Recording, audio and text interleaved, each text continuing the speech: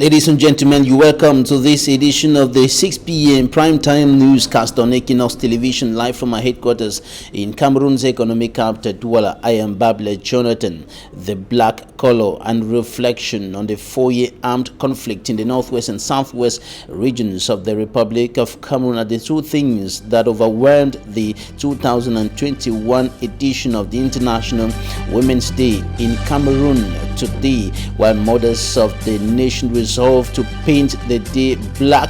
Others went into a reflection on the crisis that has brought untold suffering, pain, sorrow to women across the country who have seen their peers being killed, their husbands killed and tortured, their children also killed and tortured within the framework of the 4-year-long armed conflict in the northwest and southwest regions of the Republic of Cameroon. And out of the country, Senegalese opposition leader Ousmane Sonko is charged with rape, and he says it is a politically motivated charge and has called on Senegalese to take to the streets in their numbers, protesting against what he considers as an attack on his personality.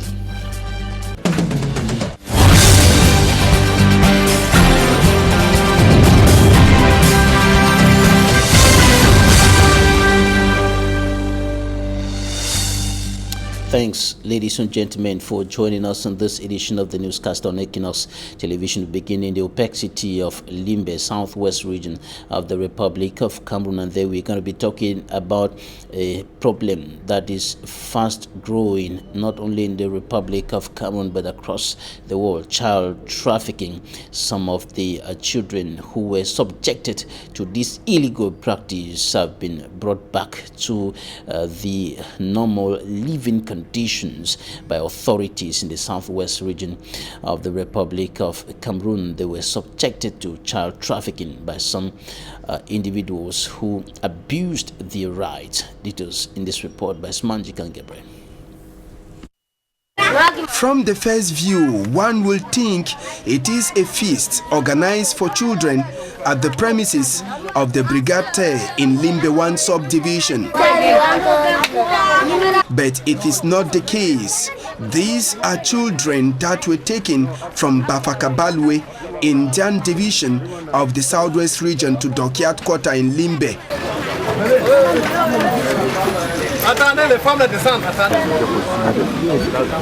The children, before leaving their parents, knew that while in Limbe, they will have a new lifestyle as they will be sent to school. But unfortunately, they were transformed into laborers.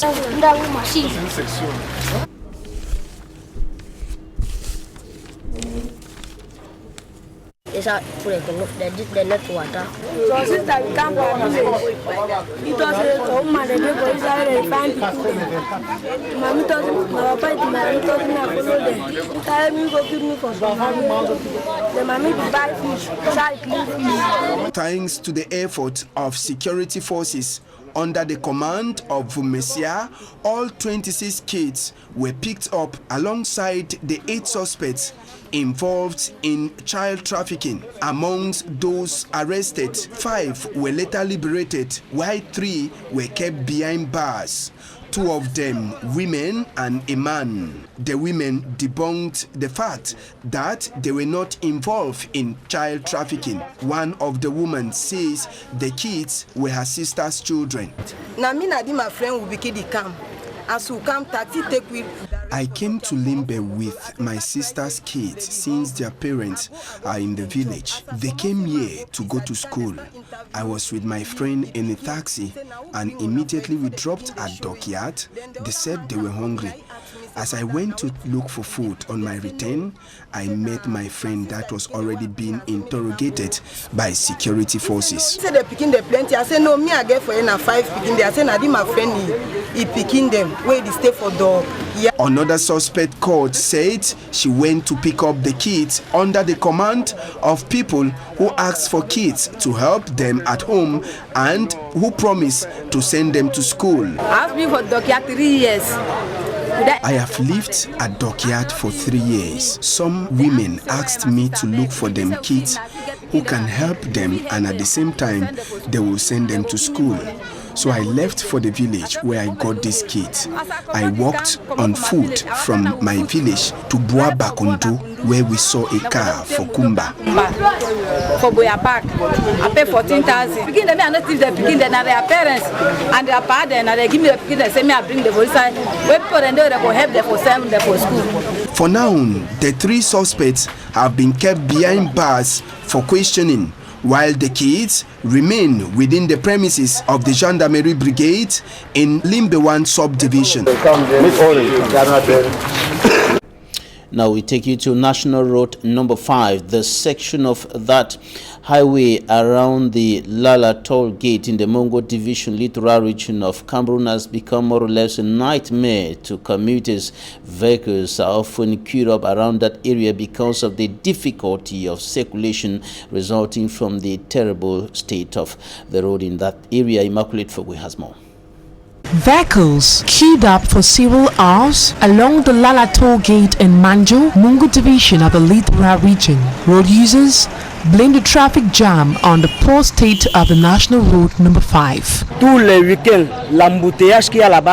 the weekends, circulation is very slow here because of traffic congestion. It is terrible. What do they even do with all the money collected at the toll gate? Even the side where the money is collected is not tarred. What a shame. Apart from traffic congestion, the poor state of the road has made it prone to accidents. Accidents are very frequent on this stretch of road because of traffic congestion. A lot of vehicles, while trying to overtake other vehicles, find themselves on the wrong lane, resulting to fatal road accidents. Another major cause for concern is a problem of balance, which consequently delays transaction. Sometimes a vehicle will spend more than 20 minutes at the toll gate because of the lack of balance. Working in such a condition is not easy, especially for taxi drivers whose businesses are affected. Road users are pleading on the government to take into consideration their plight so circulation can be smooth along the Lala toll gate.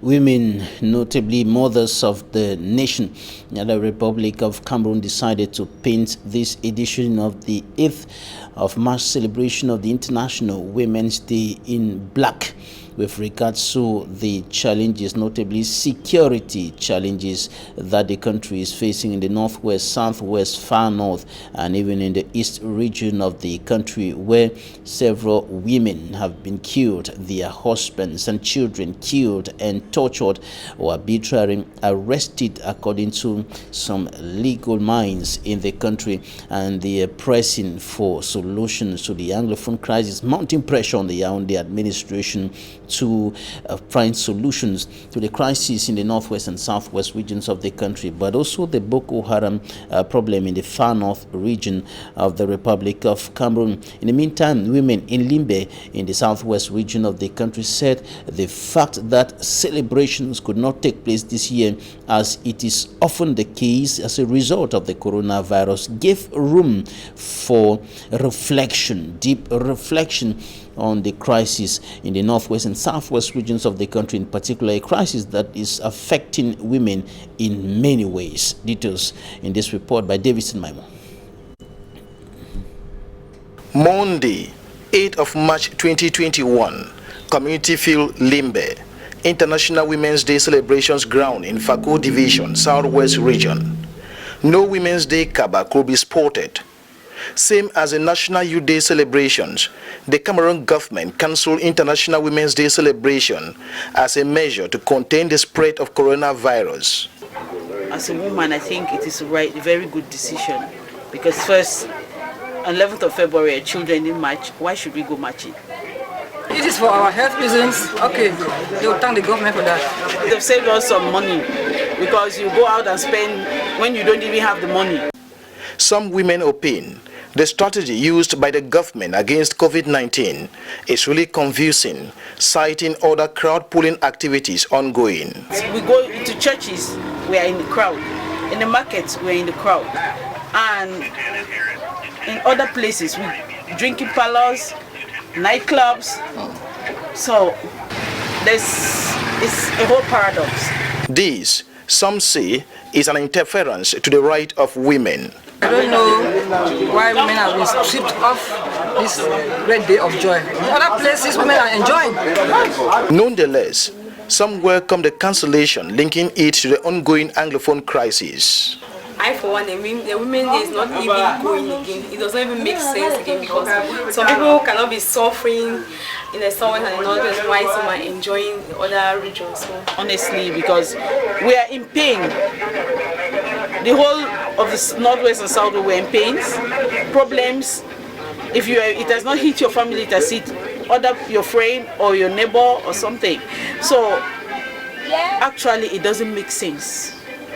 Others say the government might have cancelled the celebrations, coupled with the fact it is a ghost town day in the two English-speaking regions of Cameroon. But as women, they must celebrate within their neighborhood. Doesn't mean that I will not sit here and take a drink and with my sister that we should share, but not go dancing. We just end in the cartel level now. Sit with friends, take one or two something, and move on. Meanwhile, women in Limbe speaking to our correspondent Davidson Maimon, the celebration this year is different as a result of the coronavirus pandemic, and the coronavirus, of course, is still there despite the fact that many Cameroonians are no longer respecting the anti-COVID-19 measures, and the authorities are calling on all living on the Cameroonian territory to strictly respect all the measures that the government has put in place and the WHO to stem the spread of that virus, which is already in its second phase, a phase proving to be quite more deadly and more disturbing than the first phase. And now we come back to a recent statement by the Prime Minister of the Republic of Cameroon, Chief Dr. Joseph Diangote, who is urging Cameroonians to respect all the measures that the government has put in place to stop the spread of this virus. Take a listen. Particularly insist on the imperative need to rigorously respect the limit of 50 persons as well as safety measures during meetings, ceremonies, events, and other official or private celebrations, especially when these meetings take place in closed spaces in order to avoid the emergence of clusters. We must not lose sight of the fact that each individual protects himself and protects others. With a view to strengthening our prevention mechanism, the government, on the instructions of the head of state, has taken steps with partner organizations to acquire vaccines against COVID-19. More than 1 million doses of the vaccine will be available in the very near future. Once these vaccines become available, a vaccination plan shall be set up and vaccination shall be voluntary. I would like to note that although vaccination is voluntary and not compulsory, the government encourages all Cameroonians to be vaccinated when the time comes in order to acquire the immunity that will enable our community to protect itself against COVID-19 for it. The power tussle between the Wuri prefect and the Littoral Regional Delegate of Basic Education on one hand and the mayor of the Douala 1 council area on the other hand ends, and primary or better still nursery schools within the sub-region go operational again. The schools had been shut down on the instructions of the mayor of the Douala 1 subdivision, and the schools have reopened their doors. Details in this report for me, I'm from Santa. After a prefectorial order revoking the decision of the mayor of the Douala 1 council to close council-run schools within his municipality, learners are back to school.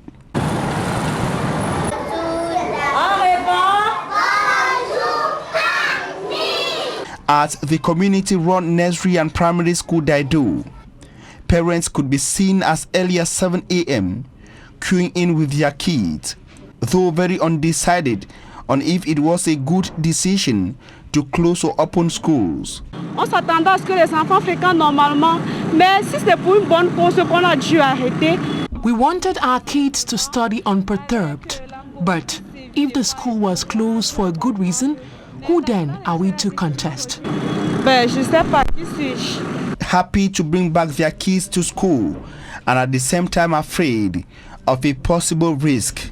Si, j'ai quand même peur. Yes. We are honestly afraid. COVID is real and children are mainly carriers. We are afraid that they can get contaminated and later bring the disease to their parents. La maladie ne se manifeste pas vite chez eux, par contre chez les parents. Some parents say they were afraid of a permanent lockdown of the school throughout the COVID-19 period. Oui, j'ai eu cette peur. Yes. I was afraid that the school was closed permanently. However, when I learned that the school was reopened, I became so happy.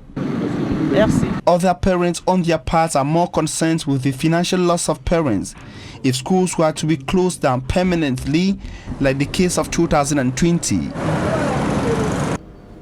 Out of Cameroon, a judge in Senegal has charged opposition leader Ousmane Sonko with rape and released him on bail after days of deadly protests sparked by his arrest last week. 46-year-old Ousmane Sonko is accused of assaulting a woman who worked in a beauty salon, and he says the case is politically motivated to stop him running again in elections in 2024. Demonstrators scuffled with security forces outside the court in the capital Dakar before the hearing today.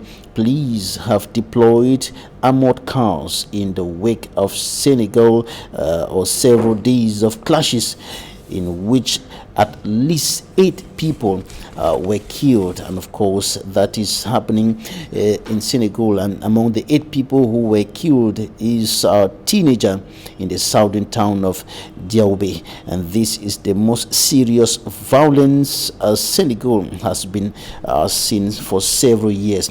Ousmane Sonko is a popular politician among young Senegalese and an opposition collective known as the Movement for the Defense of Democracy, and he has called for 3 days of mass protest starting today. Now out of Cameroon, we talk about South Africa's business tycoon and role model Patrice Motsepe, who is now the lone candidate standing for the post of president of the Confederation of African Football. Few days to the CAF election in Rabat, Morocco on March 12, the other 3 candidates have given up, and Patrice Motsepe is now the lone candidate running for that position. Details with Equinoxe. Top South African businessman Soweto-born Patrice Motsepe is believed to be a veritable source of inspiration to young South Africans who look at him as their role model. He is seen as one whose hands turn sand into gold, a reward of his unlimited generosity. The business magnate, political figure and football promoter today sees his aspiration to become president of the Confederation of African Football come true. As at now, Patrice Motsepe has emerged as the favorite for the impending CAF presidential election. The Mamelodi Sundowns owner now gets a promised support from the Senegalese candidate Augustin Senghor, who withdrew from the race. Ivorian Jacques Anouma is known to have also announced his withdrawal. Mauritania Football Federation President Ahmed Yahya will follow suit as part of a deal brokered by FIFA President Gianni Infantino. According to information released by Times Live, the pre-CAF president Patrice Motsepe has been assured by Senghor and Yahya they will serve as his vice presidents, while Anouma is set to be his advisor once he is projected the 8th CAF president on March 12 at the elective congress in Rabat, Morocco, as he is now unopposed. The South African role model is moving into the CAF presidency with a 10-point action plan to change the quality of African soccer. When launching his campaign manifesto for the CAF presidency recently, Patrice Motsepe said football must be run as a professional business, and therefore the continent's football controlling body needs to familiarize itself with the cornerstones of sound corporate governance practices. He believes the core tenets of sound governance include responsibility, accountability, transparency, and fairness, and that sound corporate governance therefore provides one of the pillars for the on-field sporting success. Patrice Motsepe thus debunks lack of football infrastructures on the continent, insufficient sponsorships, and others to be main factors impeding growth of African football. Thus, to him, corruption and incompetent administrators are to be blamed. Being a clear example of his personal life, his good managerial skills made his mining business prosper, with him becoming the first South African billionaire. Same good managerial skills made his football team, Mamelodi Sundowns, to become outstanding and famous in the continent with the several championship and league trophies it has snatched from super teams in Africa. Some persons understand withdrawal of other candidates to support Motsepe's candidacy for the CAF presidency stems from these clearly visible and practical achievements of the CAF presidential hopeful. No wonder many often say action speaks louder than words. Look, Minister, listen to... And that's it for the first part of this newscast. Talking Point is up next.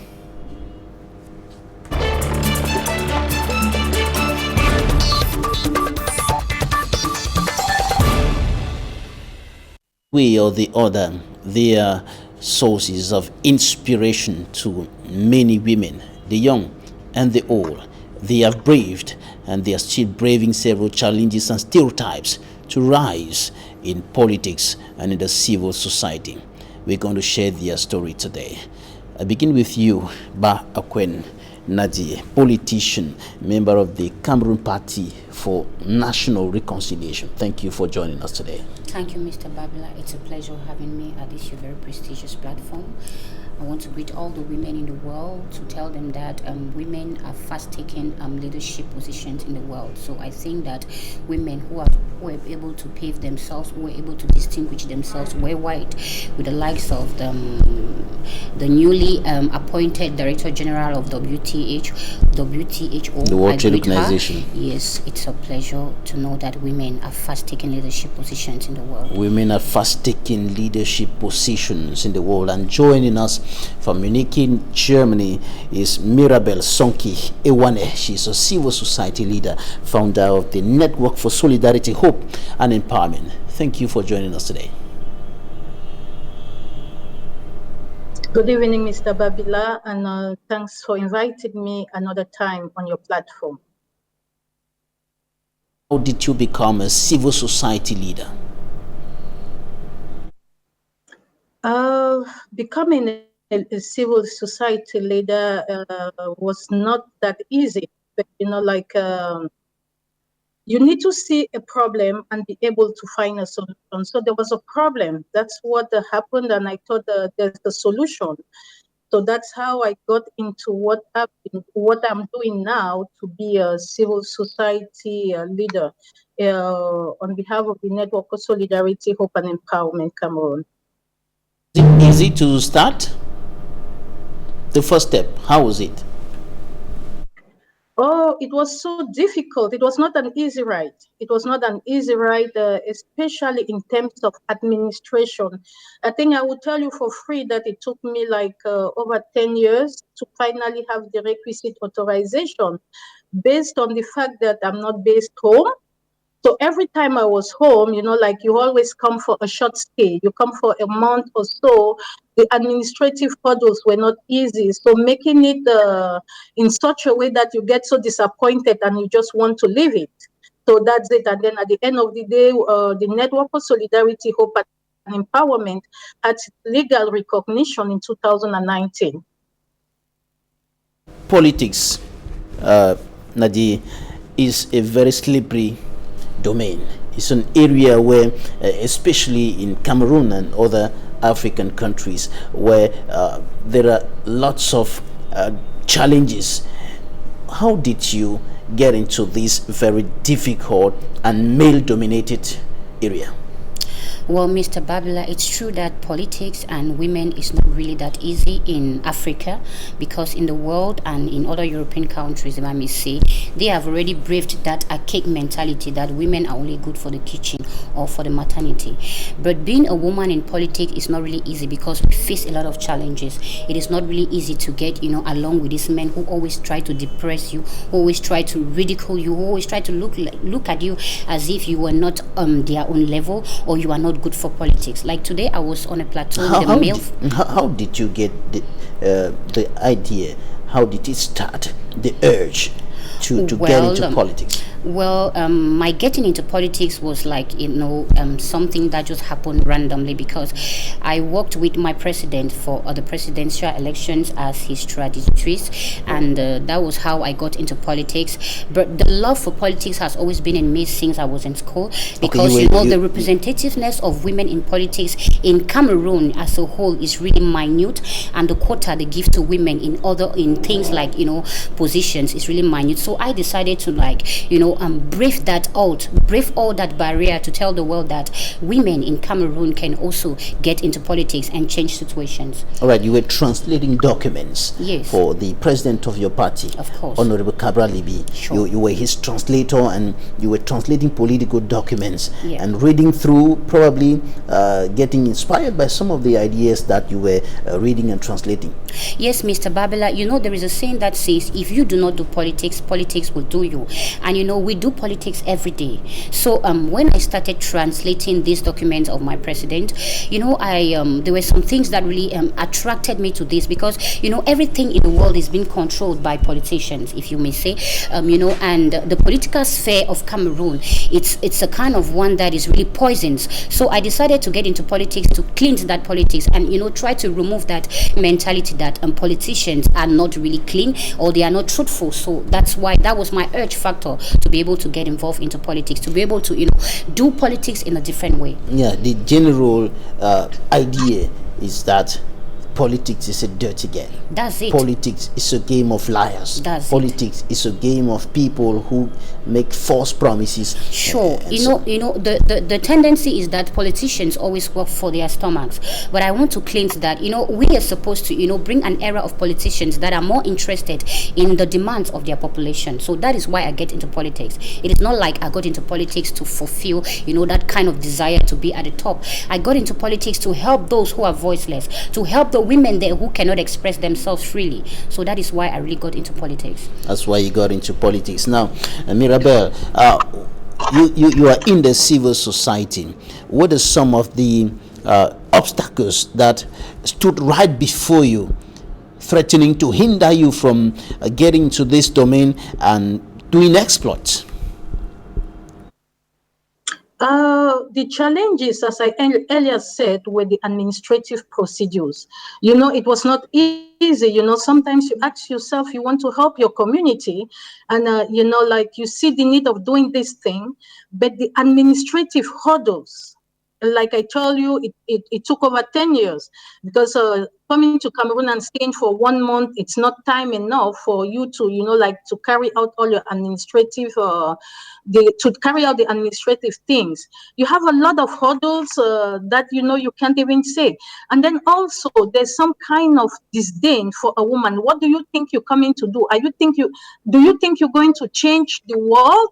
You are just a woman. This is some of the things you heard. However, we had some support from some people you least expect. So it has never been that easy to, to succeed. It's not only an issue of Cameroon, it's an issue, it's a global thing. You might think that I live in the diaspora. There's still this challenge. with the, you know, like with a lot of stereotypes. Being a woman, a lot, not only in the African society, but in the diaspora, it has not been easy. You know, it has not been easy to be able to, like, because as I say, you know, like the things you see out there, which you think they can fit in your community, that's how you have to carry it back there. You know, and for me, it's that strong desire to make it, you know, and which was enabled by the education, because I tried, you know, I left Cameroon with a degree in law, but that was not sufficient. That was not sufficient to make it. There was so much you had to integrate in the European society. It's not because you know, like you have other things. You are Black, you have the racism, you have the sexism. There was a lot of challenges that you had to overcome. And this was, you know, like as I say, you know, like every society comes with their own problems. So you have to try to, you know, like overcome them by starting to have that desire to break all the barriers. So that's how, you know, like that's how things went on, and you know, like I was able to get there. What? Those negative perceptions and statements like you're just a woman, what do you think you can do? Can you change the world? There is already an established order and you will not be able to change it. Those negative perceptions and statements came from who? The men, the women, authorities? From the men, from the women, from authorities as well. You know, like it's something, you know, like this. I just want to say this. It's socially constructed. Even your peers look at you as like, oh, what does she think she's doing? Is she going to change it?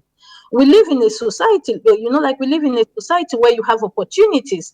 Sometimes we as parents, you know, I want to say maybe I failed, but I will not let my daughter to fail, because she was born there and raised there, and I have to tell her, you know, you have the yam, you have the knife, you have to cut it the way you want it. Because if you let other people to cut it for you, they will not give you what you want. They will choose what they want for you. So don't do that. Take the yam, hold the knife, and shape it the way you want. I was talking the other day with some ladies. I told them, you know, it's rather unfortunate that we are so complex. We are so complex that we don't want to get out of that cage that we've been caged. Because for me, it's some kind of, imagine somebody, I remember some December ago, I was in Cameroon and I was at the graduation of Siantu, and there's the guy who was making the speech. He's telling his colleagues, his classmates who are graduating, that they should go and get married. And I screamed, and I'm like, excuse me? So they got degrees to go and become housewives? This is stupid. For me, it's like, you know, any woman who want to think that because, you know, you have to be married to be something, and then you need a rethink of what you really want.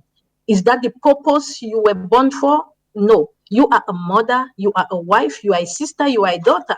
You bet that man who is trying to shape your life for you. So you have to be very careful, you know. These challenges are strong in the diaspora as they seem to be in Cameroon and other developing nations of Africa. Yes, it's the same thing. And I think I just want to say the difference in the diaspora is that there are a lot of opportunities that you have to seize. Unlike in Cameroon, in Africa, there are very limited opportunities. For example, I'll take for example in Europe, if you know, like, if you get an education, you're going to excel. In Cameroon, with the education, sometimes you're still even limited because you are a woman. That's the difference. In Europe, you can do a cleaning job and earn better than somebody who's even, you know, like who's even, you know, like, how do I say it? A lecturer in the university. Because you clean on ending hours. Meanwhile, the lecturer has limited hours. It's so complex. So you have to know what you want. You need to know what you want. And that's why I even say, if you want to be a cleaner, do it professionally. Do professional cleaning. So for me, it's like education, be it formal or informal, is very necessary to bridge the gap that we women, we face in every society. You're going to tell us how you braved those challenges in a short while. Nadia, have you faced, did you face those challenges? Are you facing some of those challenges linked to negative perception of women and some stereotypes? Yes, Mr. Babila, you know, as a woman, being in the political sphere is not really easy. We face a lot of challenges like, you know, we have a sexual harassment from men, we have oppression from the men, we have, you know, the women who fight themselves, because I say the reasons why women do not really grow is because they themselves, they are not united. Women fight amongst themselves. That's the only reason. And to boil this down is to tell you that in the political sphere of Cameroon, if I may say, if you're a woman, you must concur to some of the things that these men bring to you for you to grow. Meanwhile, women have the capacity. At times, you know, at some point, some men will ridicule you, telling you that you were not supposed to be into politics because politics is meant for men. For me, those are archaic beliefs, because, you know, women today are doing engineering. Those are jobs that were first of all kept for men. But today, women are politicians, women are governors, they are presidents. So I don't know why these men keep oppressing the women, keep stigmatizing women, keep harassing them sexually to be able to, you know, to pave their ways. But I want to tell these women not to concur to that, because if you have something in you, if you know you are capable, if you know you have, you know, that ability to handle a post, you should go for it. All I tell the women is for you to brave all odds. Keep your head up. Sure. And move straight. And move now, straight. When you get some of these statements, some of these adverse statements coming to you, how do you respond to them? What's your state of mind? Well, Mr. Babila, you know, we are all humans and we have blood flowing in our veins. But when at times I get these things, I go into my inner man and I say, what is really wrong with these men?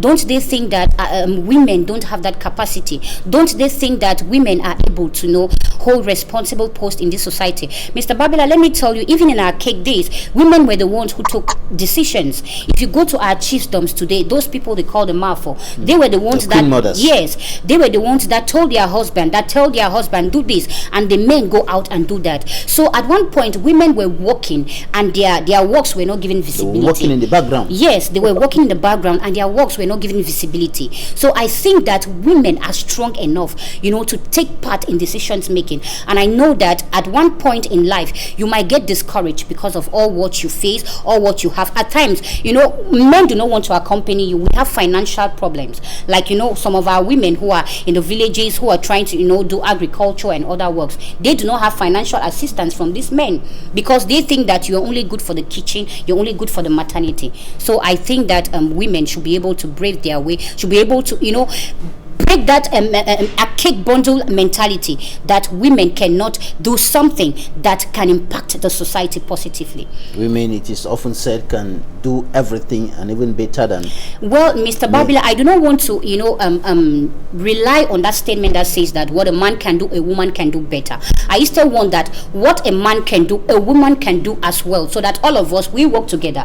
Because at one point, women tend to compete with the men. We are not competing, and we are not, you know, trying to complement them. We want to work together to build a country that is, you know, that is working towards an emergence. I think that's very important there. It's not competition. We are not competing, because when you start competing, you tend to, you know, to like fight each other and bring some kind of, you know, negative energy into the work. I think that men and women are supposed to sit on a table and do the consultation and work together to build a country that is working towards emergence. Mirabel, tell us, how did you brave through those challenges that were staring at you right in the face? You know, already the issue we have a lot, most of Africans, is that when we get to the West, we don't even know our left or our right. So the first thing was to get educated about the rules and procedures, the opportunities that were at hand for me to be able to seize them. I remember one time I went to look for a job. It was so funny because it was a job that needed an advanced level. I had a first degree, and I was told I was overqualified for the job. Excuse me, how can somebody be overqualified for a job? I was overqualified not because I had a first degree, but I was overqualified because my face was not what they wanted at their reception. That is it. These are some of the challenges. So later on, I choose to, you know, like I choose to open a company on my own because, okay, that's an opportunity. It was a cleaning company. I had to go professional. opening a cleaning company where I could recruit people. I became an entrepreneur. So these are some of the challenges you face out there. You know, it's just same like in Cameroon today. You go, you know, I've sent a lot of girls and things like that who are qualified and whatsoever to apply for jobs, but they cannot apply because, you know, like they are faced with sexual harassment. You have like some indecent proposals, and those who have, those who have values tend to turn down the job, say, I'd rather stay and don't work than, accept that. Meanwhile, you have some who accept it for the first time and it becomes a norm. So these are some of the challenges that, the challenges are the same everywhere. It's not only in Cameroon, the same challenges. The only difference is that you have rules that if you report harassment in the, in the West, it's taken really seriously. It's not taken for granted, like in our society, where even the women would tell you, I would have given him a story finished. Meanwhile, in the West, it's something which is taken seriously. The director might lose his job. The challenges are so enormous that the same, and then, also being in the West, you by yourself, you have to pay your bills, whether you like it or not. Unlike when you are back home, you have family support. Even if you cannot pay your rent, you can move back to the house, to the family house and things like that. In the West, there's no family house. There's nobody who's going to support you. You're staying with a friend, you have to pay the bills. Women who perceive or see challenges as reasons to give up? I will still tell the women, you have to take charge and do not wait to be given permission anymore. I said earlier on, you have the knife, you have the yam. I will tell you, there's a young girl I empowered in Cameroon with 50,000. That girl today has 2 motorbikes in the street. It's less than 2 years.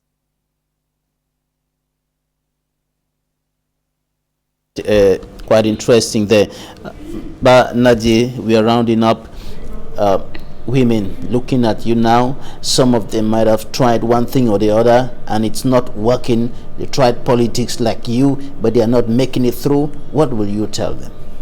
Well, I want to tell all the women out there who are listening to me this evening that whatever you do, you need to believe in yourself. You need to persist and you need to continue doing what you're doing, because they say in life you cannot sit down and want honey, you must go in search of honey. So that's what I tell women, because even in every institution, women will always face problems, unlike the men. So I always tell them that leadership is being seized and it's not given. So you need to be bold, you need to be confident, and you need to be able to achieve what you want to achieve. If you believe in yourself, persist in your goal, your dreams and your visions will come to reality if you give it a positive energy. You have to be positive, you have to be bold, you have to be confident and determined. Thanks so much. Ba Akwen Nadie, politician, member of the Cameroon Party for National Reconciliation. Thank you for your time. What's a pleasure, Mr. Babi. Mirabel Sonki Ewane, civil society leader, founder of the Network for Solidarity, Hope and Empowerment, who joined us today from Munich in Germany. Thank you for your time. Thanks, ladies and gentlemen, for staying with us. That will be it for today. Equinoxe comes up next. Stay with us.